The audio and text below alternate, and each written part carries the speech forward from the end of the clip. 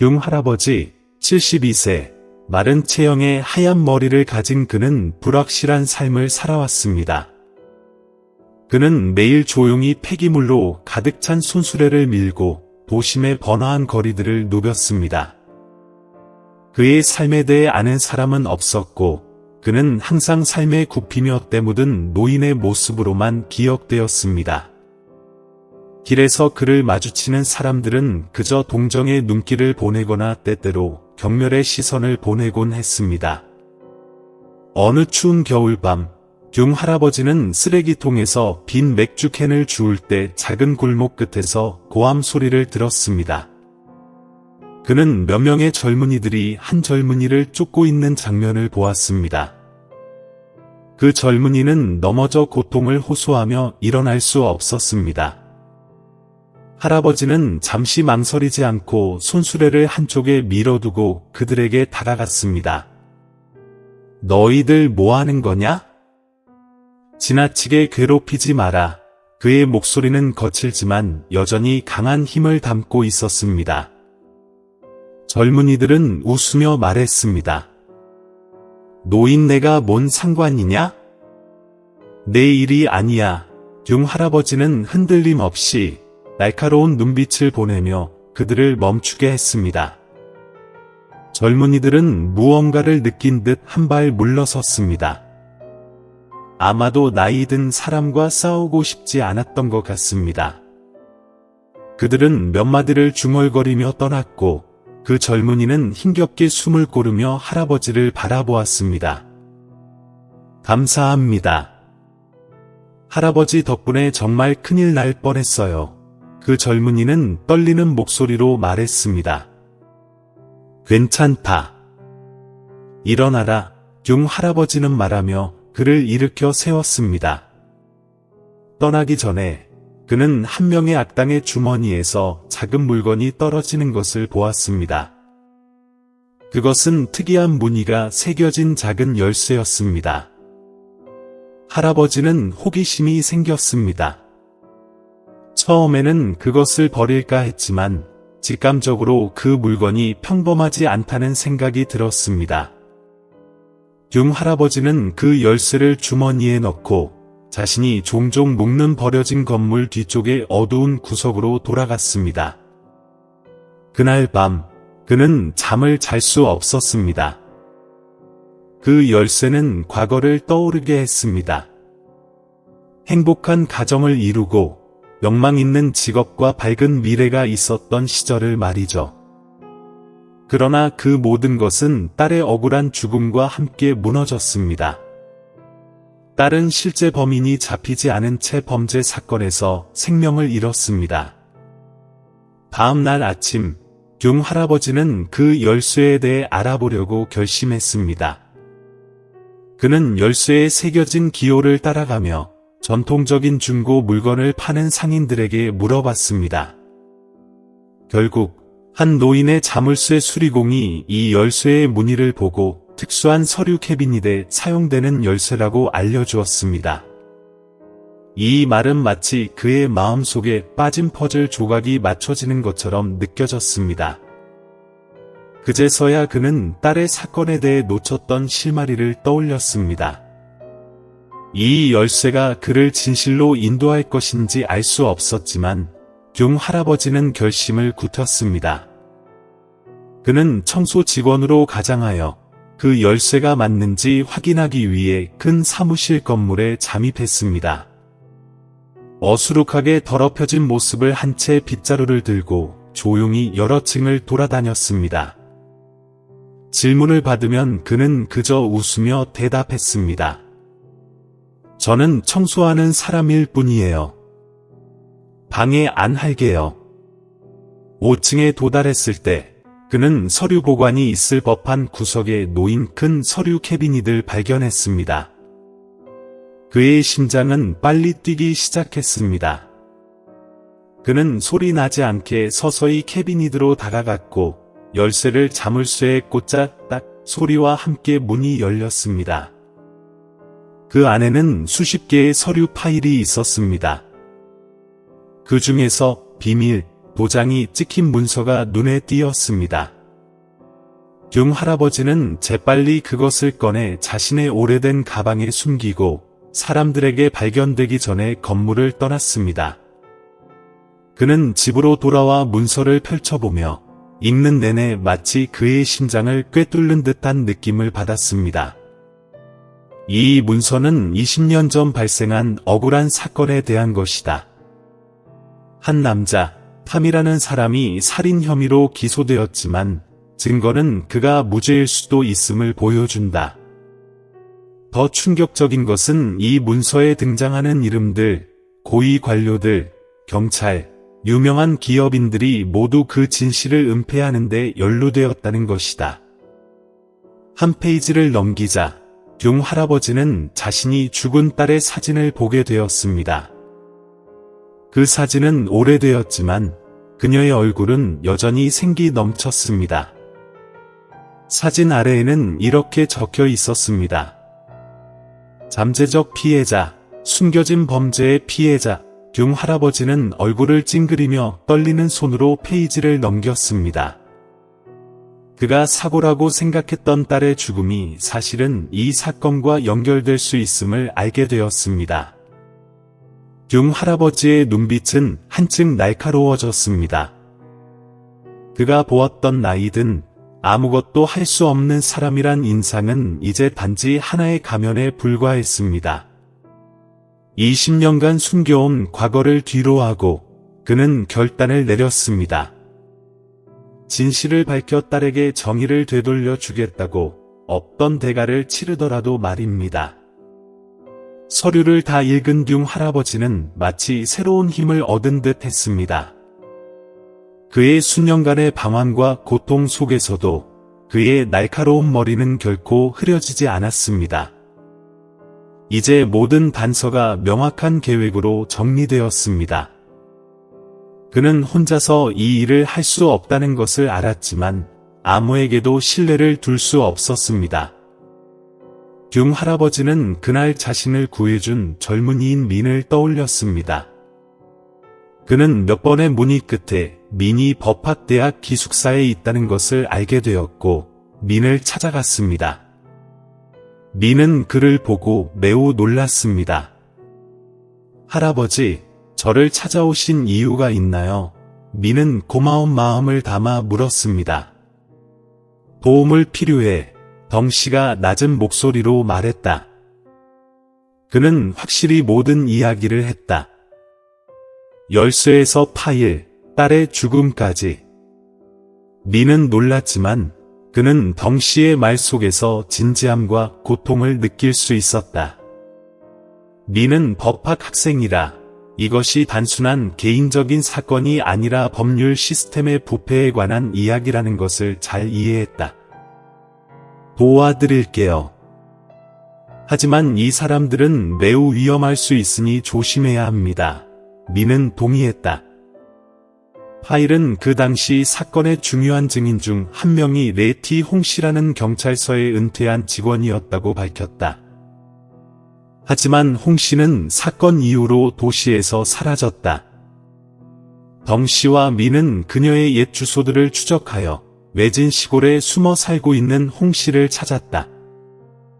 처음에 홍씨는 조심스러워하며 아무것도 말하려 하지 않았다. 나는 더 이상 이 일에 연관되고 싶지 않아요. 진실을 말한 대가로 나는 모든 것을 잃었어요. 그녀는 두려움에 가득 찬 눈으로 말했다.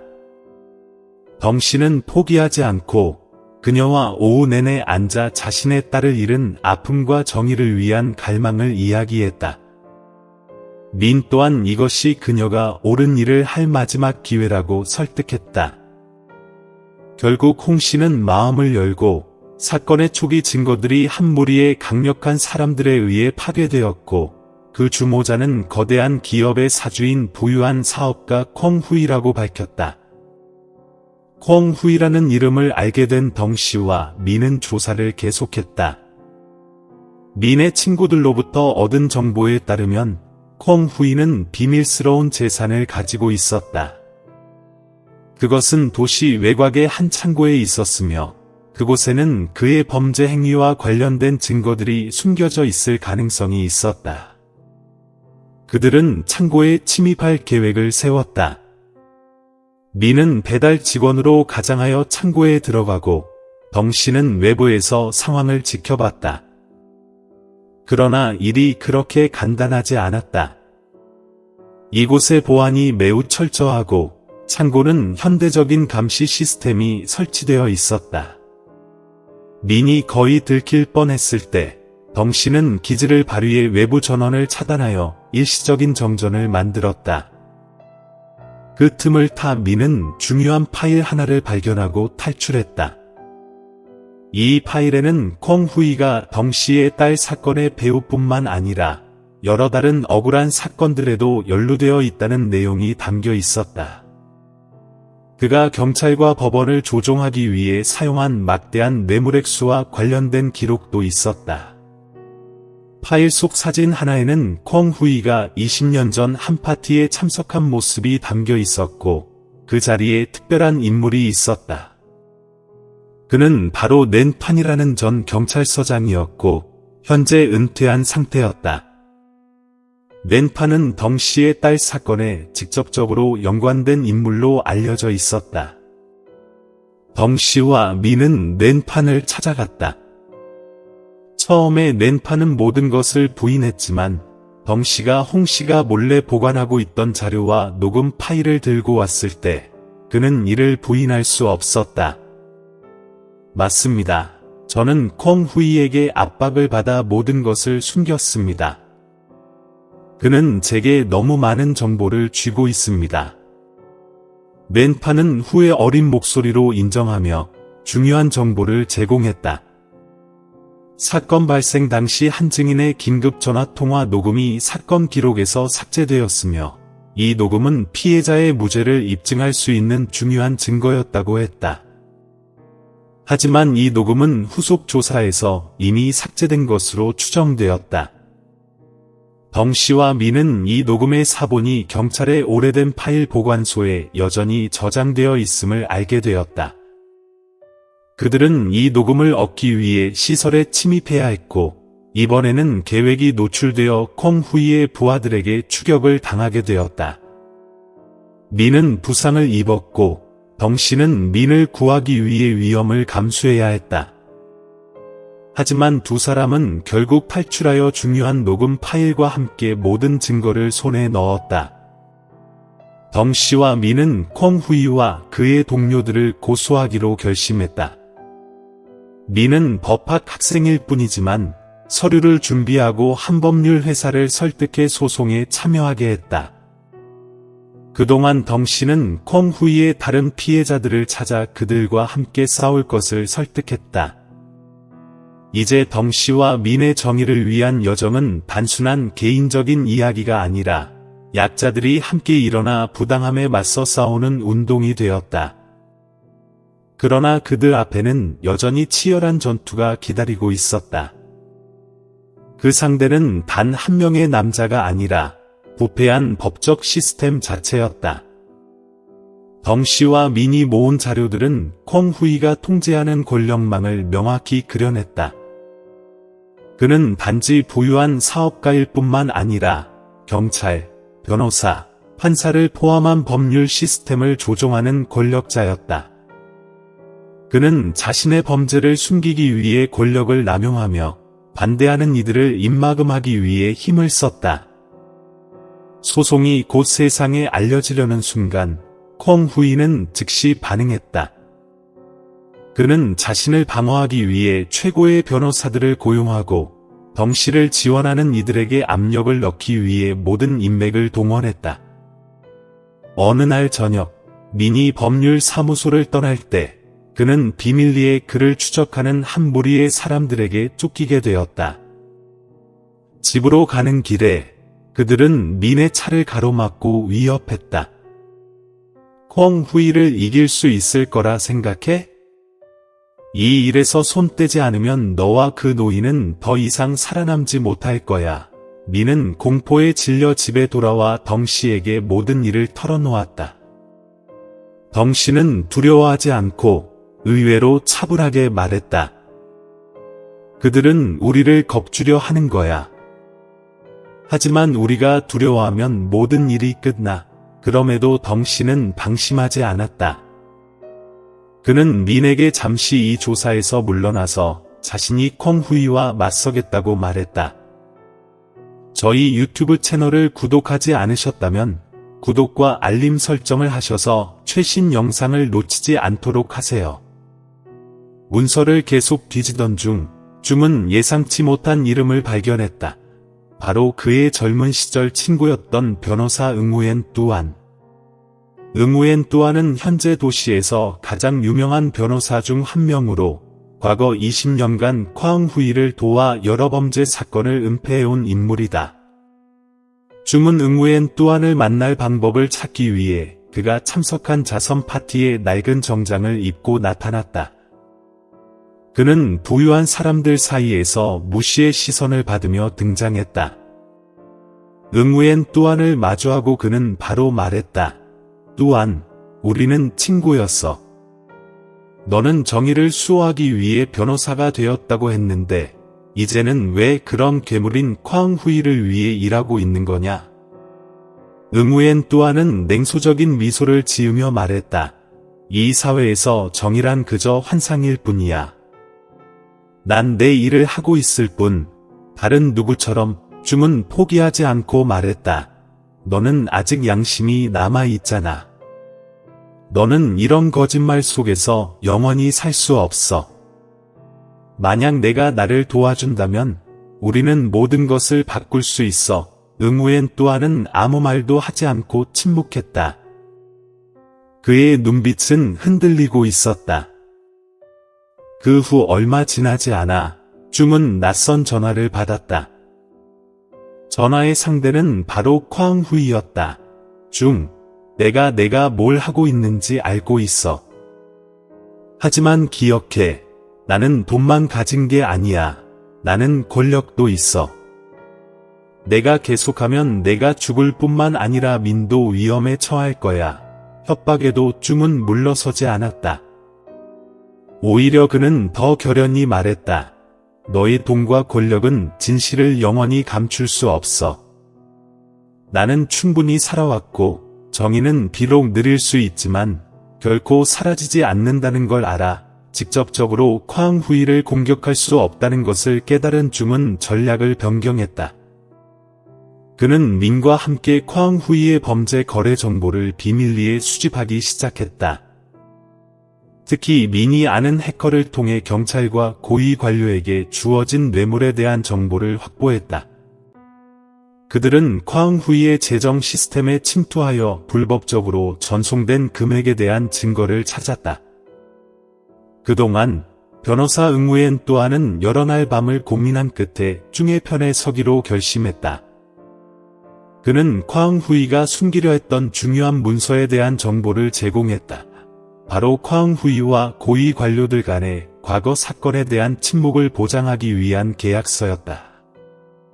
그러나 줌이 이 문서를 공개하려고 계획했을 때 그는 함정에 빠지게 되었다. 중요한 증인과의 만남이 조작된 것이었고 그것은 바로 콰응후이의 계획이었다. 줌은 납치되어 버려졌다. 그곳에서 콰응후이는 직접 줌과 마주했다. 너는 하늘을 뒤집으려는 작은 개미에 불과해. 하지만 너의 모든 노력은 헛될 거야. 정의는 그저 농담일 뿐. 위협에도 불구하고 줌은 차가운 눈빛으로 말했다. 너는 나를 죽일 수 있겠지만 진실은 죽일 수 없어. 바로 그때 경찰이 창고에 급습했다. 민과 응우엔 뚜안이 비밀리에 신고하여 콰응후이는 현장에서 붙잡혔다. 혼란 속에서 줌은 구출되었지만 콰응후이는 직접적인 증거 부족으로 범죄에서 벗어났다. 콰응후이를 체포하지 못했음에도 불구하고 줌은 포기하지 않았다. 그는 민과 함께 증거를 언론에 공개하고 법적 시스템에 압박을 가하기 시작했다. 콰응후이의 피해자들도 하나둘씩 일어섰다. 중의 싸움은 전국적인 부패 반대 운동으로 확대되었다. 어둠 속의 적들은 여전히 강했지만 중은 법의 빛이 점차적으로 압박을 가하고 있다는 사실을 깨달았다. 그러나 그는 진짜 싸움은 아직 시작되지 않았다는 것을 알았다. 위험에서 벗어나 법적 시스템에 강한 압박을 가한 후 중은 과거를 되돌아보는 여정을 시작했다. 그는 20년 동안 묻혀있던 비밀을 파헤쳤다. 오래된 기록 보관소에서 찾은 긴급 전화 통화 녹음은 중요한 열쇠가 되었지만 그것은 진실의 일부에 불과했다. 그는 민과 함께 20년 전 그 전화를 했던 사람, 바로 그의 딸이 죽기 전 일했던 식당에서 근무하던 직원인 판바난을 찾아갔다. 판바난은 현재 가난에 시달리며 병든 상태로 살고 있었다. 그에게 질문을 던지자 판바난은 두려움을 보이며 더 이상 말하고 싶지 않다고 거절했다. 나는 이 일에 끼고 싶지 않아. 이미 너무 많은 협박을 받았어. 그의 눈빛은 피하려는 듯했다. 하지만 중이 녹음 파일을 꺼내며 딸의 억울한 죽음을 이야기하자 판바난은 조금씩 마음이 열렸다. 그는 그날 밤 식당에서 일어난 싸움을 목격했음을 인정했다. 한 남자가 중의 딸을 위협했으나 그 사건은 덮여졌고 얼마 후 그녀는 실종되었으며 결국 죽은 채로 발견되었다. 그 남자는 다름 아닌 쾅후이였다. 판바난의 이야기로 중은 자신의 의혹을 더욱 확신하게 되었다. 딸의 죽음은 사고가 아니라 더 큰 비밀을 숨기기 위한 계획된 음모였다는 것을 깨달았다. 민과 해커가 찾은 재정 증거를 통해 중은 자신의 딸이 우연히 쾅후이와 그 동료들이 식당을 돈 세탁 장소로 이용한다는 사실을 알게 되었음을 발견했다. 이 사실은 그녀가 그들에게 큰 위협이 되었기 때문이다. 특히 중은 딸이 죽기 며칠 전에 보낸 편지를 발견했다. 그러나 그 편지는 중에게 전달되지 않았다. 편지에서 그녀는 이렇게 썼다. 아빠, 내가 일하는 곳에서 이상한 일이 있어요.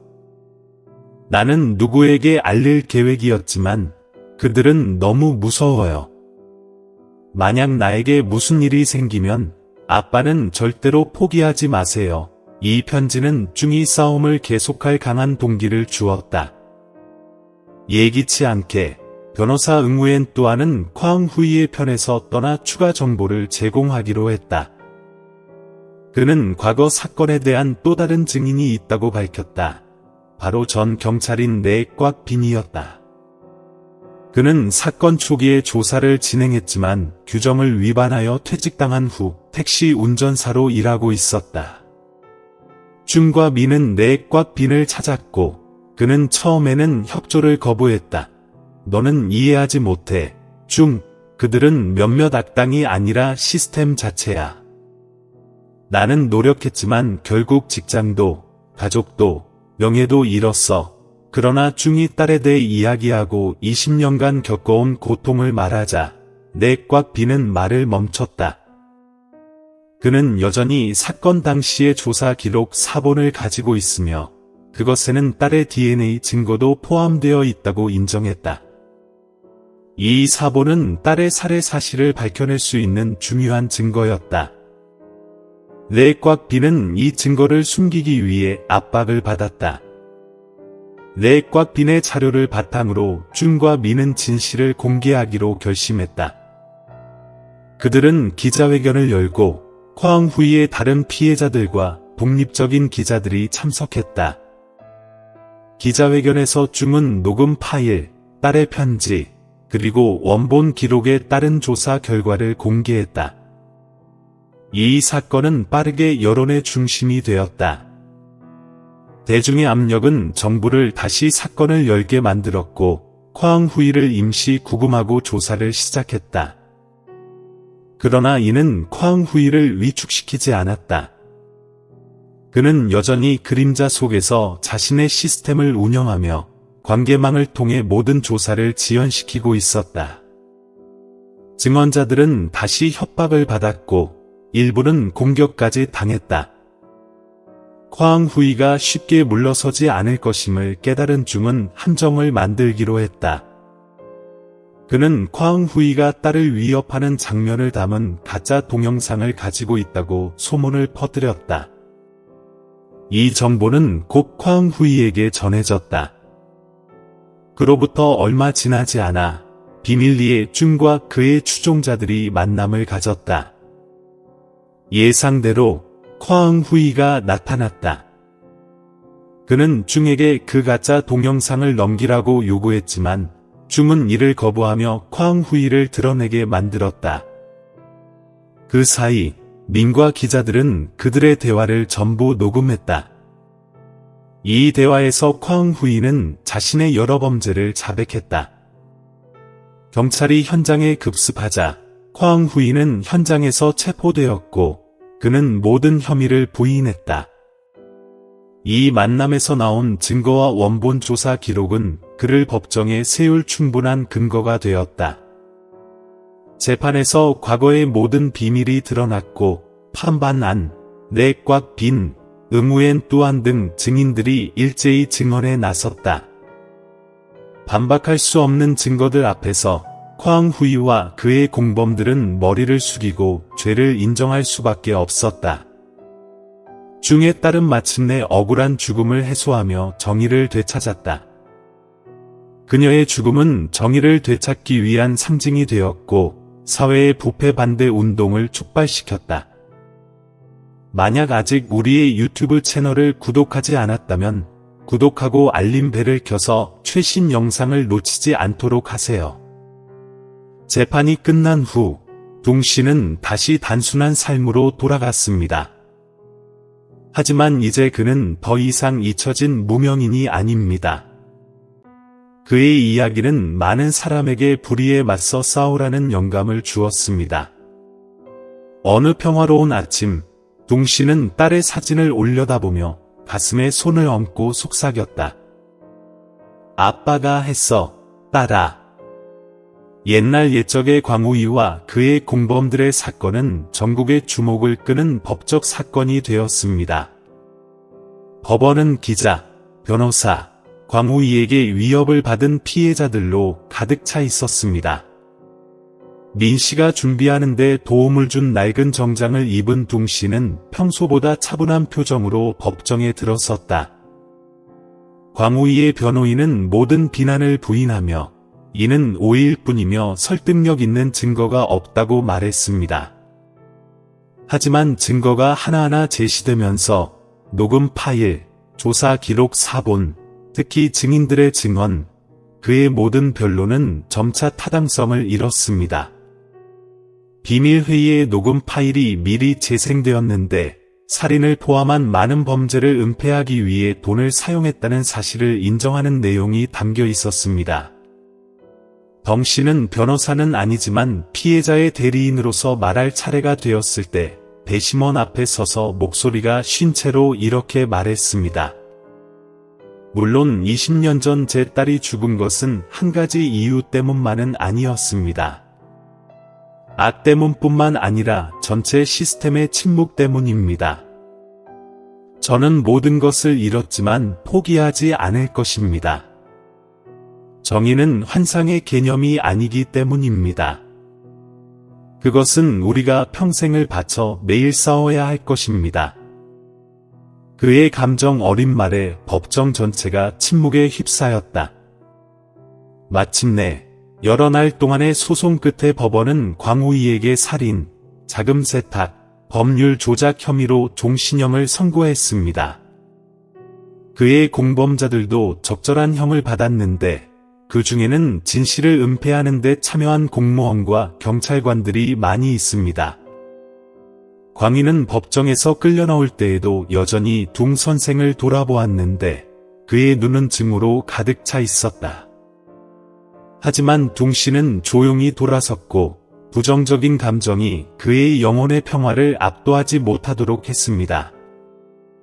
광우이 사건은 사회에 큰 충격을 주었고 일련의 부패 조사가 시작되었으며 한때 건드릴 수 없었던 많은 공무원들이 폭로되었습니다. 특히 이번 사건에서 심각한 허점이 드러난 만큼 사법제도도 개혁돼야 합니다. 광우이에 의해 피해를 입은 피해자들은 정부로부터 보상과 사과를 받았습니다. 동 씨의 가족은 비록 예전처럼 돌아갈 수는 없었지만 마침내 과거의 짐으로부터 해방되었습니다. 소송이 종결된 후 동 씨는 모든 인터뷰나 영예 초대를 거부했습니다. 그는 단순한 삶으로 돌아가 폐기물을 모으는 일을 계속하기로 했지만 나이 든 눈에는 다른 빛이 비쳤다. 그의 젊은 동료인 민은 종종 그를 방문하였고 그들은 함께 싸움의 힘든 나날들을 회상하였다. 어느 날 아침 민 씨는 작은 상자 하나를 가져왔습니다. 내부에는 정의와 진실을 위해 살았던 이들을 위해 라는 글이 새겨진 작은 석상이 있습니다. 제가 이렇게 한 것은 당신을 기리기 위해서가 아니라 당신이 하는 일이 큰 의미를 지닌다는 것을 상기시키기 위해서였습니다. 라고 민은 말했습니다. 동 씨는 가볍게 미소를 지으며 조각상을 테이블 위에 올려놓고 차를 한 모금 마셨다. 고맙구나, 민. 하지만 나에게 가장 의미 있는 것은 내 딸이 엘리 쿼빈에 의해 무죄 판결을 받았다는 거야. 이제부터는 평화롭게 살 수 있어. 동 씨의 이야기는 법적 승리뿐만 아니라 사회에서 정의에 대한 믿음이 되살아나는 것으로 끝납니다. 수많은 고통을 겪었음에도 불구하고 동 씨는 여전히 굳건히 서서 불의에 맞서는 회복력과 굴하지 않는 의지의 상징이 되었습니다. 어느 화창한 아침, 동 씨는 딸의 무덤 앞에 서서 무덤에 하얀 꽃 한 송이를 놓았습니다. 부드러운 바람이 불어와 속삭임을 실었다.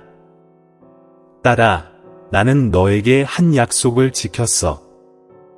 편히 쉬렴. 멀리서 아이들의 웃음소리가 울려 퍼졌고 마치 더 나은 미래가 기다리고 있다는 신호 같았다. 정의는 실현되었고 빛은 어둠을 몰아냈습니다.